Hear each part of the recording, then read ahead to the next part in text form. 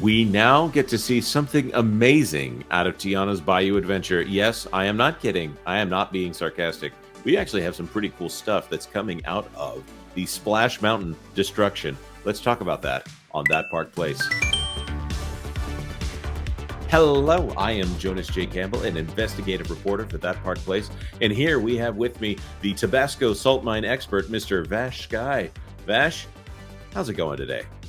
Well, blue skies and sunshine guaranteed. I'm doing just fine right here as we are looking at some, like you said in the intro, Jonas, pretty amazing stuff coming out of this. Look, we have not necessarily been the biggest fans of what we've been seeing from Splash Mountain turned Tiana's Bayou Adventure, but I think this is definitely a day for optimism for sure. Yes, I would say so. And I did have an article that I was going to bring up here, but there's really no reason to bring it up because I'm gonna tell everybody what's going on. Then I'm gonna hand it over to you, Vash. So it seems that Tiana's Bayou Adventure has gone past that blue sky phase, and I don't when they say there's fog and it's going to be amazing fog, and I don't understand what they could do with fog that makes it Bayou magic, but it sounds like a bunch of talky talk. There's a new series out of Walt Disney Imagineering. I believe it's called This is Imagineering. And what have they done? They've revealed the top level animatronics. They're finally very close to being done. And I got to say, two of them look amazing. Bash, take it away. Well, that's an interesting way of putting it right here. This is per Scott Gustin right here. This is some of the promotional video that That was Disney one of them. has. Yes. Oh, no. So this is some of the promotional video coming out of highlighting these animatronic characters that we have heard a little bit about. We've heard that, we're going from 70 or even 100 down to a couple of dozen. How good can these actually be? Well, now we're getting our first look right here and look, right at the bat, Odie looks absolutely phenomenal. And I think she looks the best of these animatronic figures that we have seen so far. However, some of the others, well, as Jonas alluded to, don't look quite as good. We'll get into those as we go along right here. I could watch that Mama Odie figure over and over again. It looks like, it really just looks like animation brought to life. It's Yes. so cool. They did such a fantastic job here. Whatever they're doing, whatever that is, with the material on her face and you watch as the teeth become more exposed as she talks. This is like perfection here. This is a pinnacle achievement of animatronics here. Or maybe it's not, and they just did such a good job with it that they've mystified me, and which means they did an excellent job with this animatronic. Disney, you say that we don't compliment you, the Pixie Dusters, you say that we don't compliment Disney. They did a fantastic job. Grade A. Absolutely, 100%. Mama Odie is phenomenal, and why we're saying that is, well, we'll have more examples of this as we come up right here. We see another version of Tiana, which is kind of disappointing to see her represented so many times in the same outfit. I remember previously them saying that they would highlight multiple outfits for her.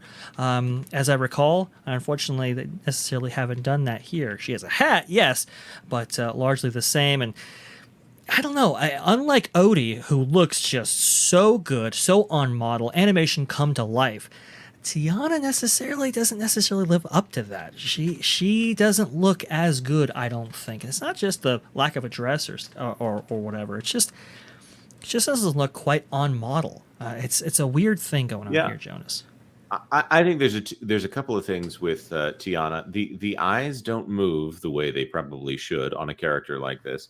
I think, and this is a pet peeve of mine, of course, I actually don't like humanoid looking animatronics because they freak me out a little bit. They're close enough that they set off that stranger danger for me. And she's in that area where she's supposed to act like a human. She doesn't quite have that fluid animation, but she's close enough to a human that I just find it kind of unsettling. So for me, I'm really not a fan of the princess animatronics because they're just close enough to human. But right there, Mama Odie's got her sunglasses on. You can't even see her eyes. Maybe that's what it is. No eyes means that it's much more expressive. But look, You can even see her eyebrows, or what would be her eyebrows, moving. The Right. jowls. Yeah, that's right.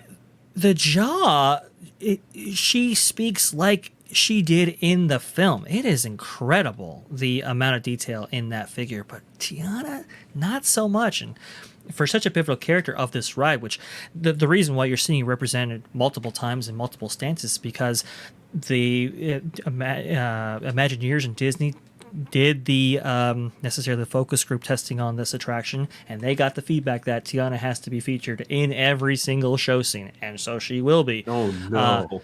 Yep. Oh yes. It was originally going to be all about Louis, and then obviously these things changed. Which, referring to Louis, actually, let's see if we can actually get some footage of him here.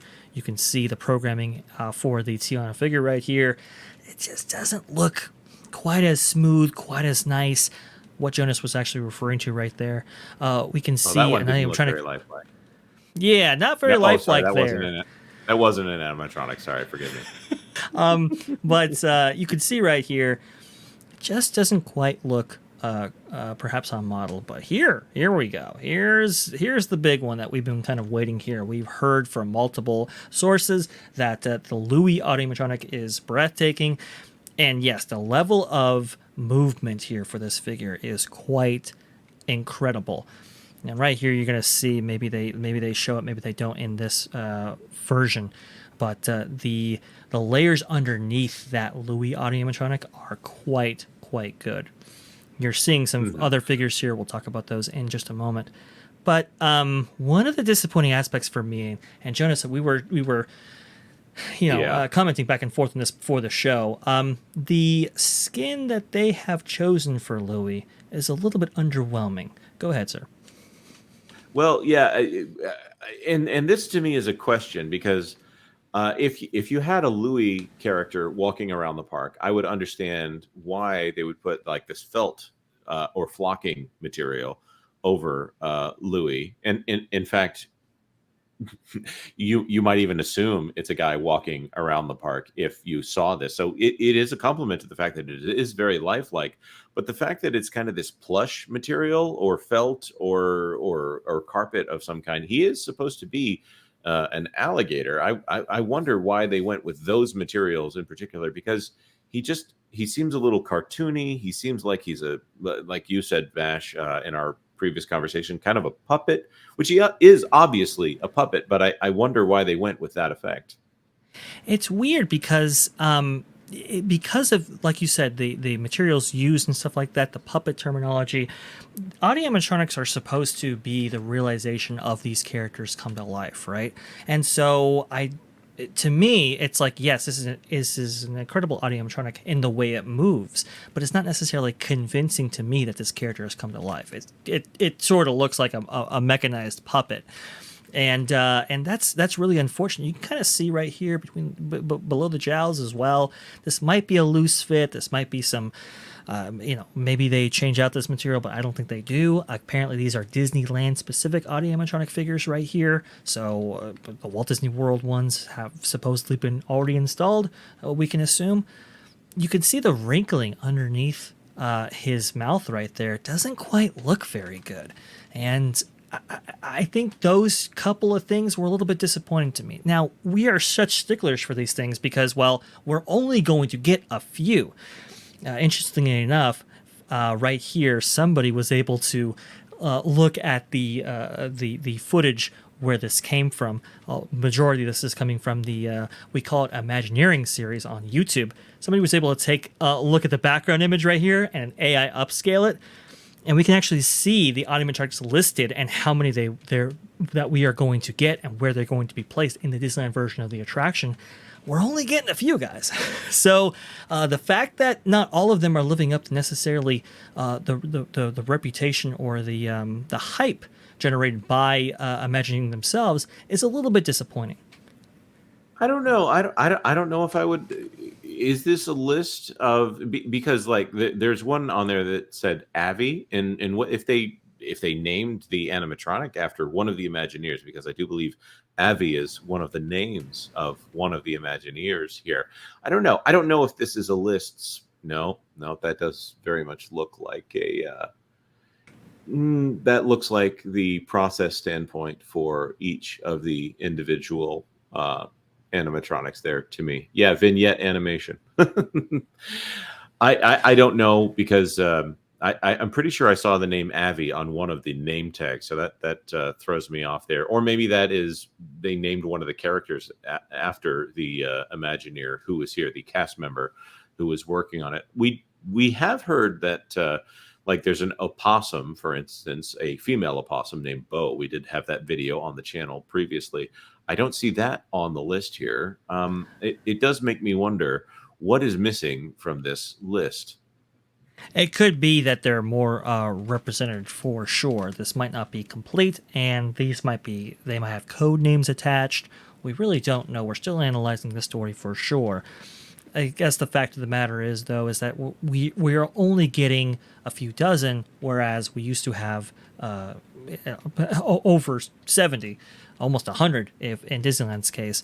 And so all of these, I think there's a level of expectation that these are going to live up to the legacy that they are replacing in the form of Splash Mountain right here. We can see some of the others. When they say they have, if you look at that list, it looks like there's at least 4 Tianas according to that. See. No. Go back. Because Charlotte right here is giving me the heebie-jeebies. Oh, that right there. That I think that might, and I like the character of Charlotte LaBeouf, but that's unsettling. It is, right? It's a little okay. Charlotte, they got the creepiness factor down with her. I don't know what it is about her. She just has these dead eyes, and they're super wide apart, which I guess, Charlotte did have those features for sure. But the way they're represented here is creep on creep. Now, Jonas, previously we did report on some leaks, some animatic leaks of the finale scene right there. And we were seeing that Charlotte and Eudora were represented in that sequence. You can see that right here. And you can see the feather in Charlotte's hair right there and the umbrella that Eudora has. And if you compare that against these descriptions, oh yes, those animatics, folks, it looks like those were authentic. And she is leaning over the rail just like in the animatic there. Exactly. For sure, right? It's getting to the point where I wonder if the Walt Disney Company is just wanting to get this thing done with so they can move on to the next project. The Lewis, it's just so cool. That Mama Odie animatronic. I can't believe that I'm here geeking out over this character in particular. Princess and the Frog is a family favorite of mine. I'm not particularly excited for Tiana's Bayou Adventure. Probably not going to go see it until after my family gets to go to Epic Universe here. So I've been warned that I maybe should expect a little bit of degradation on these figures before I actually get around to the chance to see it myself. But I don't know about you, Vash. Is there anything else we need to talk about on this one before we pack it in?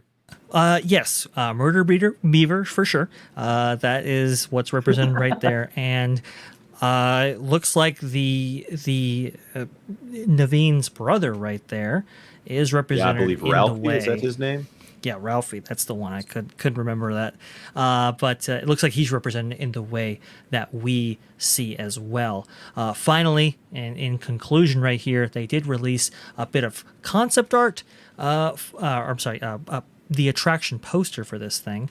And this has received some criticism. If you can see right here, there are a couple of facades that are included on there. And if you look at the artwork, which we showed before, it looks like that manor is represented in the way that it was in the animatics. So it confirms these animatics were accurate, and I think we have a pretty good understanding of what we'll actually be seeing on this attraction when it opens summer 2025 and later on. Summer 2024 and later on this year at Disneyland. Well, that is fascinating. So it's a plantation house inside of a salt mine. That's really something. That's what they're going for, I guess. All right. Well, moving on. What do you think about this? Are you excited about Tiana's Bayou Adventure? What do you think of those animatronics? Tell me, am I crazy? Is Mama Odie actually as fantastic as that insane Jonas Campbell keeps raving about? or is it Lewis that you're focused on here? Let us know in the comment section down below. Of course, like this video if you like this video, and consider subscribing to That Park Plays for all the news that should be fun. Thanks for watching That Park Plays News.